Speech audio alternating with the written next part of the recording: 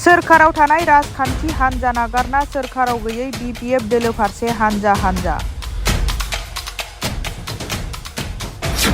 प्रमद बर' दैदेननाय सोरखारखौ नेवसिनानै हाग्रामा महिलारीजों दैदेनजानाय BPF राजखान्थि हान्जायाव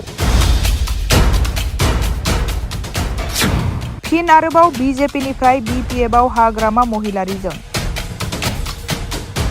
प्रमद बर'जों दैदेनजानाय UPPL आरो BJP सोरखारा रावनिबो गोसोखौ गोजोन होनो हायाखैसै नामा?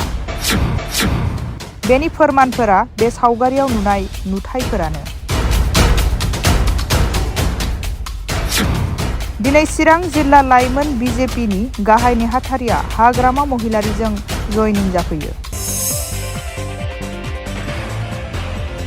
बे सावगारिखौ नाय, बेयो चिरां डिस्ट्रिक्ट इउथ BJPनि जेनेरेल सेक्रेटारि दिदोम गयारी आरो बिथांजों फैफानाय लोगोफोर।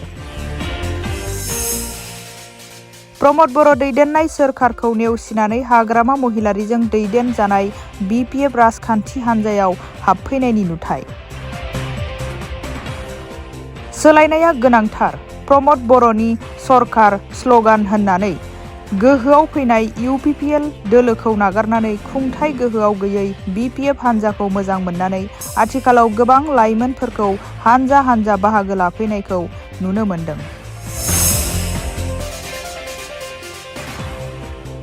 लकसभा बिसायख'थिखौ नोजोर होनानै नायोब्ला आथिखालाव BPF दोलोआ लोरबाङाव गैया।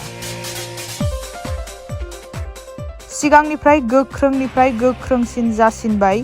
लकसभा बिसायख'थियाव देरहासाद जानाया BPF दोलोनि बायदि होनना BPFनि आफादगिरि हाग्रामा महिलारीया जयनिं जानाय सोद्रोमाफोरखौ दिनै चिरां जिल्लानि बाथौ खेराइ फेमिलि रिजर्टआव बरायनानै बिबुंथि लाखियो।